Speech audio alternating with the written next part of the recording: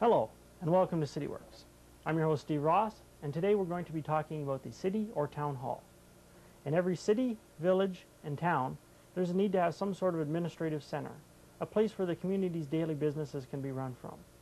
In such a building, various departments are housed, such as the treasurer, clerks, engineering, and many other departments, depending on the size of the municipality. So for more on City Hall, stay tuned for CityWorks.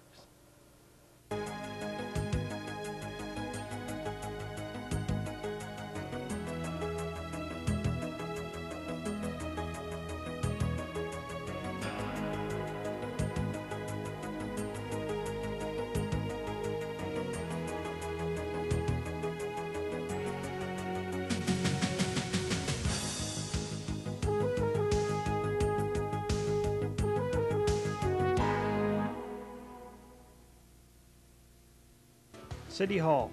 No matter where you live in your community, the decisions that take place there will affect some aspect of your life, whether it's your property tax, garbage collection, or some other municipal service. In some communities, it also serves as an important landmark, a historic building rich in architecture and style. City Hall was built as the location to house the municipal government. The council meetings take place at City Hall. Various departments are located here at City Hall, including the clerk's office, the treasurer's office, the city administrator's office, and a number of other various departments. The City Hall itself, this particular one that we're in, was built in 1898 and 1899. The official opening took place on November the 20th, 1899. The architect for the building was Neil Dara, and this building has been designated as a building of national importance to Canada. People have asked why it was difficult to locate the date of the official opening of the St. Thomas City Hall. The building, although started in 1898, was completed in 1899, and the official opening took place on November 20th, 1899. The heading in the newspaper read, "A mum opening at the new City Hall." This referred to the chrysanthemums that were used throughout the building at that particular official opening. The story was reported in the St. Thomas Daily Times on November 21st, 1899. It indicated that thousands of citizens attended during the hours of the opening from 6:30 p.m. to 10 p.m. The building that is currently being used as City Hall was not the first structure in St. Thomas to serve that purpose. Prior to the City Hall, which was built in the 1898 there, we used a town hall that was located where now Town Hall Towers are located at the west entrance to the city of St. Thomas. Port Stanley, like any other community, has its own town hall, but unlike larger cities, its town hall is a multi-purpose building with a variety of functions. The Village Hall was built in the 1920s. It replaced an older building on the south end of Main Street. The building was originally built as a community center and had the municipal office and the public utilities offices on the ground floor, and then a community hall on the upper story with a stage. Since that time, the building has been enlarged and renovated. That was done in the early 80s to include the Elgin County's Port Stanley branch of the library. When the hall was originally built, there was a jail in the basement as well, when Port Stanley had its own police department, police constable.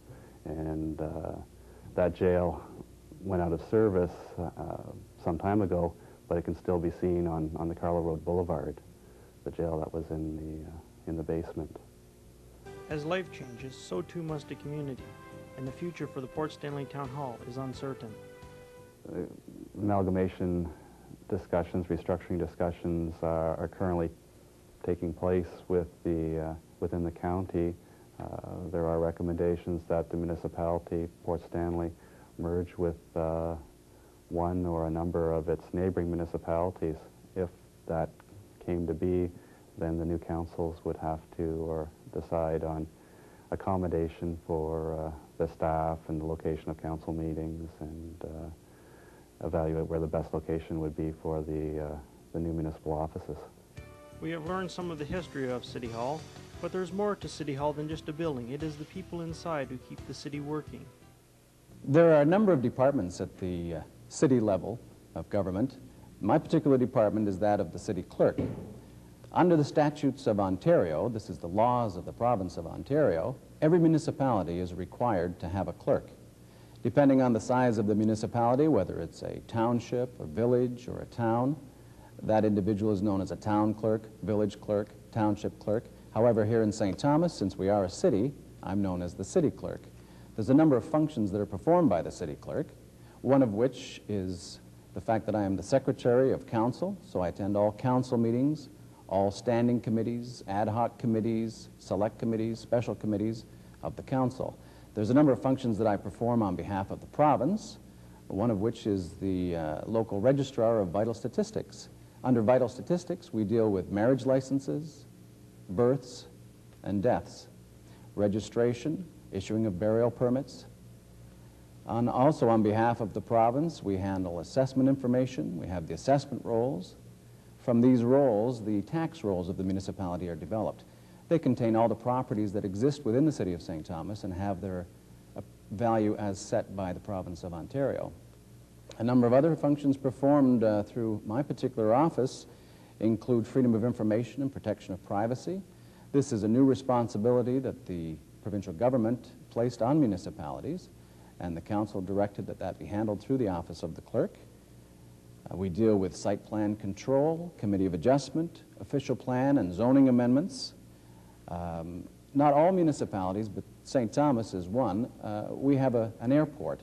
The council a number of years back placed the operation of the airport under the city clerk's department, so that's another function that we would perform that not necessarily all other municipalities would have that particular function.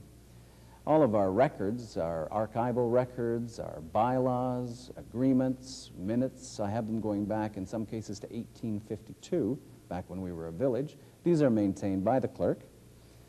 The elections, which take place every 3 years, are operated through the clerk's office, and again, the provincial government has, through the statutes of Ontario, declared that the clerk of every municipality is the returning officer for running the elections.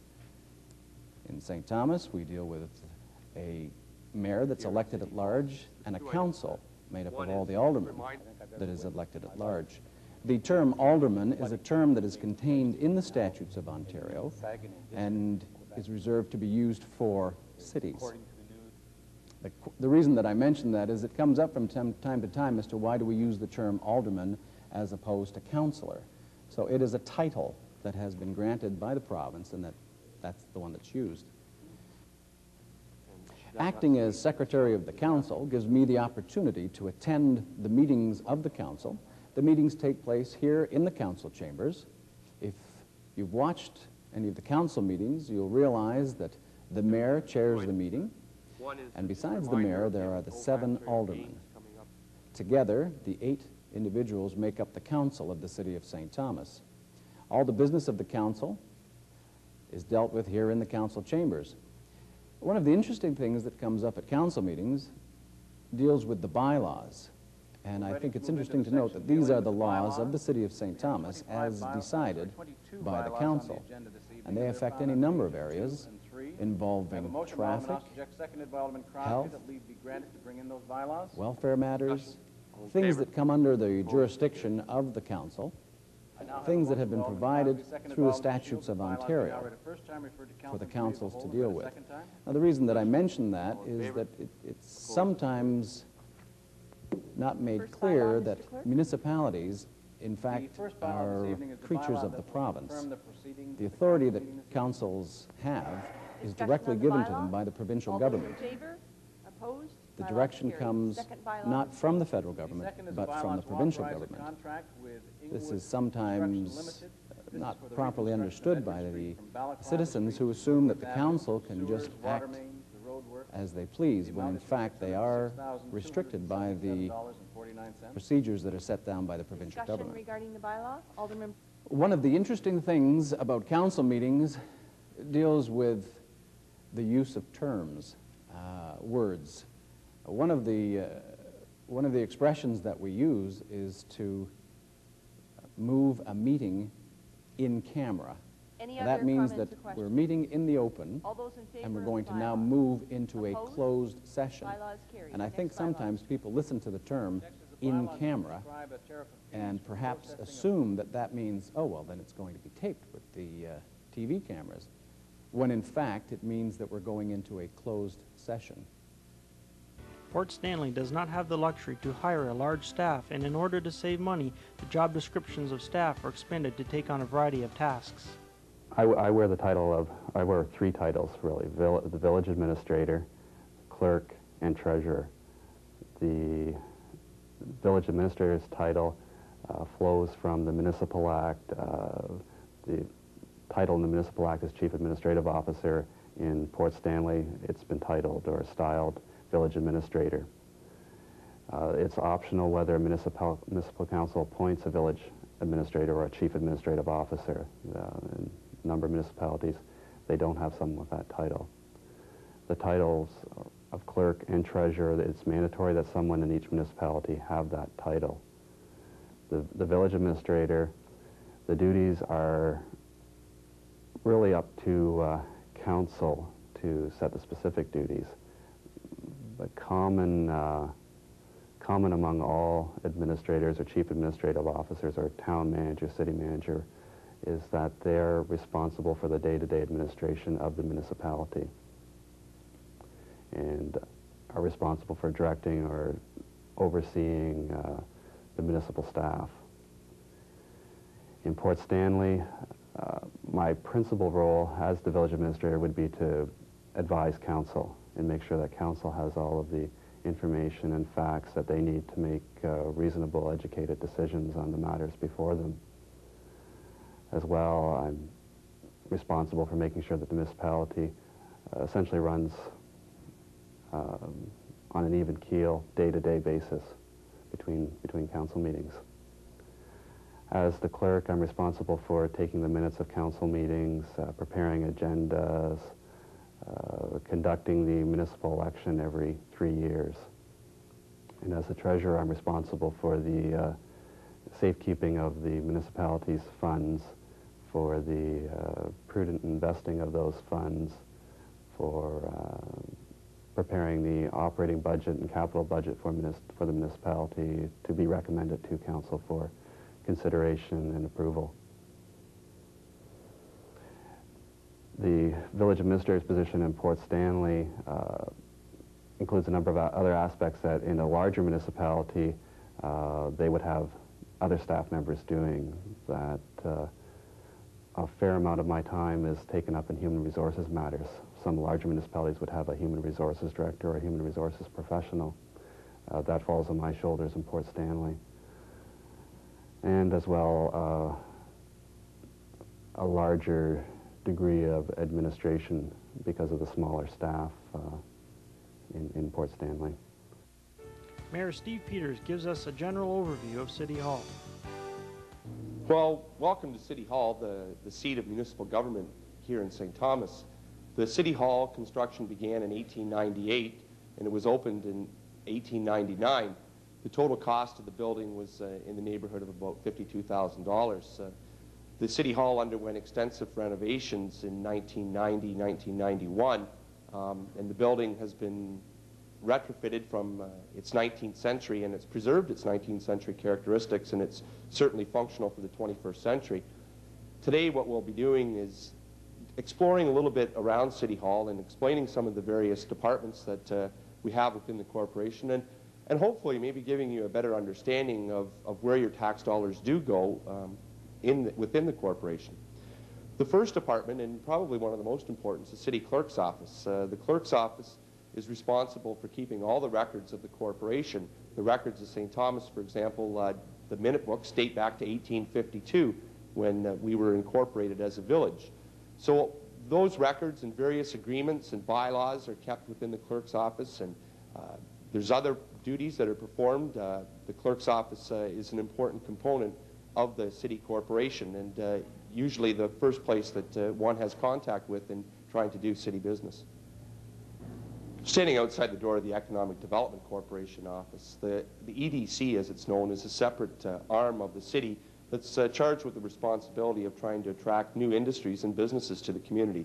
The three-person office does a lot of work on the telephone. They spend a lot of time traveling to trade shows. We advertise worldwide trying to promote St. Thomas.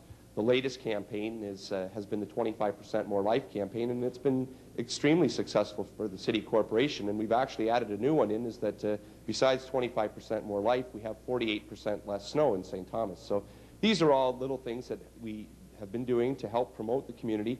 And certainly the corporation was successful in its work, instrumental in bringing the new Magna plant to St. Thomas. And it's just a wonderful sight when you walk out and look at the VME property right now and see that steel work going up. But EDC is an important part of bringing jobs to the community, and the spin-off effect from the efforts of this office are tremendous on behalf of the citizens.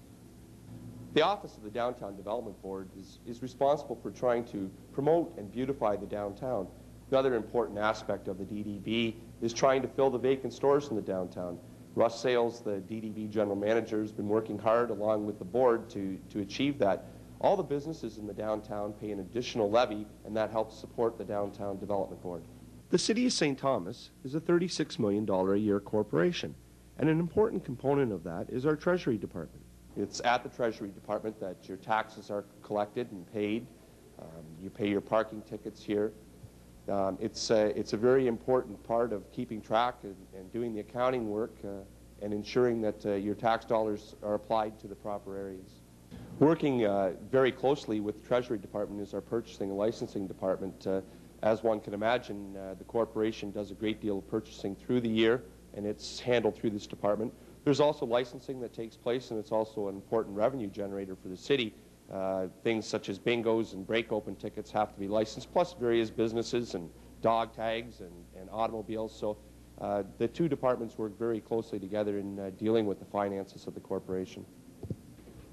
The engineering and the planning department for the city are housed in the old library. The library construction began in 1904, and it opened in 1906, and it was used as the public library until 1974. The building, will be the first views of the recently renovated building. It's been fully updated to meet all fire standards, and it's an important part of the city corporation. Where we are right now in the engineering department, this was used to be the adult library, and down in the basement where the planning department was the children's library. Engineering is a very important component of the corporation, looking after the pollution control plant, overseeing the garbage collection contract, overseeing the transit contract. We're responsible for road work, sewer work, the design work that's associated with it. Building permits are issued from this department. Buildings have to be inspected, and ensuring that all the proper codes are met. And of anything that the city works department, this is probably the most visible part, responsible to make sure that the streets get plowed, trees get trimmed. There may be problems with sewers. It's this department that handles that, and animal control and dealing with that. So there's a lot of different parts of the corporation that are operated out of this office. The basement of City Hall, when City Hall opened in 1899, was originally the police station. There was also a police court down here and jail cells. And it was used in that capacity until 1971, when the current police station was completed. During the renovations, the basement was fully utilized. The Parks and Recreation Department is an important component of what we do within the city. We have over 700 acres of parkland, two of the most beautiful parks in Canada, Waterworks and Pinafore. So there's a lot to maintain and look after within the whole park system. But we also have other facilities. We have 2 arenas to look after. We've got swimming pools to look after. We've got a number of soccer pitches and baseball diamonds throughout the city corporation that need to be maintained. We look after programming for special events like Canada Day, public skating, swimming lessons. There's a lot of activities that take place out of this department. Also located within the basement of the City Hall is the Social Services Department. The Social Service Department is the largest budget within the city corporation. It is subsidized 80% by the provincial government. We have in St. Thomas about 950 cases of people on welfare. The social service department plays an important role in the city in ensuring that people have a roof over their head and that they do receive meals, and it's important that we as human beings respect the lifestyles of everybody, and we ensure that we at least have a minimal lifestyle, and this department plays an important part in seeing that that happens. Right now we're in the planning department, which is the old children's library. Planning department is a shared service. It's shared between the City of St. Thomas, the townships of Yarmouth and Southwold, Port Stanley, and the village of Belmont. It's very important as a municipality that we have proper planning and orderly growth.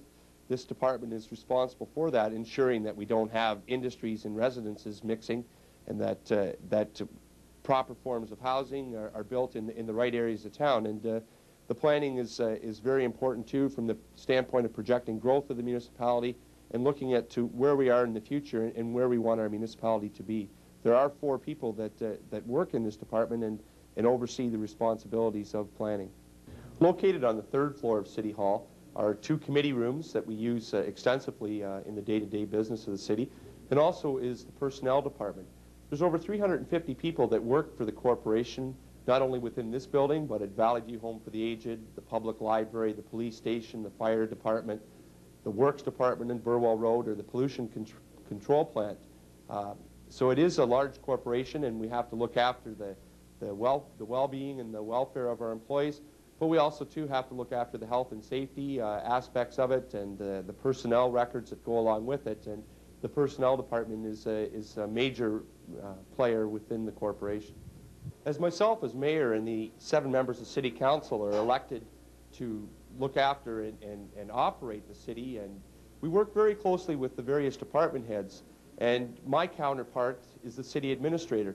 And the administrator is responsible for ensuring that the directions and actions that have been delegated and asked for by city council are undertaken. It's also the administrator's responsibility to look after the day-to-day operations of the city ultimately, and all the various departments report to him. The administrator then reports to City Council and through his department heads. And it's very important that this administration look after the coordination of how we do operate as a city, and seeing that the wishes of council are looked after. The council chamber, in my opinion, is one of the nicest rooms in the building. It has been recreated very much as it was when the City Hall opened in 1899. It's interesting to note that back in the 1950s, they needed more space in City Hall, and they put a 3rd floor in this council chamber. And they put big beams in, and they lowered the level of the council chamber. When the renovations were undertaken, they took the beams out, and it opened up this beautiful room again. And it's really amazing that the plaster work that adorns the ceiling was left intact. The stained glass window, it used to be backlit with a skylight. It's now fluorescent tubes. But the stained glass was put back in. The lattice work that exists up there, that's still the original paint from 1899. But it's just a beautiful room. Anybody that has been here always comments on the wonderful acoustics of it. And it's certainly a room that's very functional for us on city council purposes. It's used for Ontario Municipal Board hearings, coroner's hearings, a whole variety of uses. This is a public chamber. Right now we're in a part of City Hall that most people don't get a chance to see. We're up in the tower. Right now we're about 70 feet above the ground. Above us is the clock. Beside me, to my right, is the large City Hall bell. The bell itself isn't operational anymore. The weights that looked after the running of it have broken, and it's going to be extremely difficult to repair it. You'll notice with interest in this large bell that was built in manufactured in Troy, New York. You see there's a large chip out of the bell here. And in 1901, during the Boer War, there was a big celebration at the victory of the Battle of Ladysmith. And a gentleman by the name of Lou Dake was so excited he was allowed access to the City Hall tower to hammer the bell and let the city know. And unfortunately, Lou Dake chipped the bell in the process.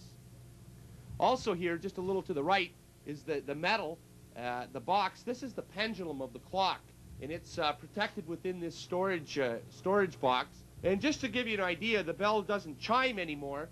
but it does, you still have the ability to give it a ring, and this used to be a really familiar sound around St. Thomas. I know I grew up in the north end near Waterworks Park, and you could hear the City Hall bell clear as anything. So for those of you who like to have old memories brought back, here's City Hall bell chiming.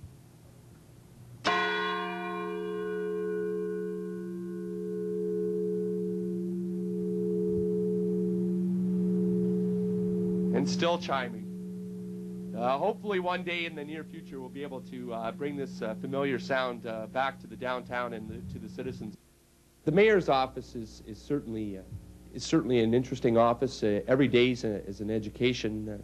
It's not 9 to 5 job. It's more like 7 days a week, 24 hours a day. You are always on duty, and certainly your day is not predictable in any way. There's certain parts of it that are predictable, meetings and set appointments, but people will come and go to this office with a variety of concerns, suggestions, criticisms. There's really never a dull moment.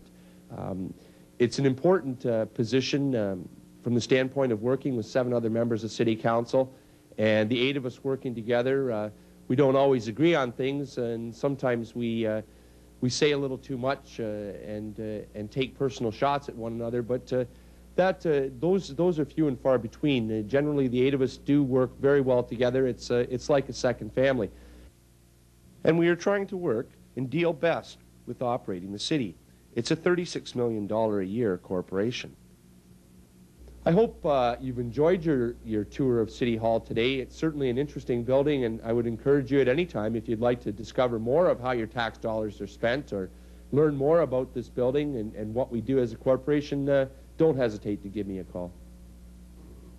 Cities are very complex entities and require constant care and maintenance. City Hall is where all the decisions that affect the municipality take place. I'm Steve Ross. Stay tuned next week for City Works right here on Rogers Community 13.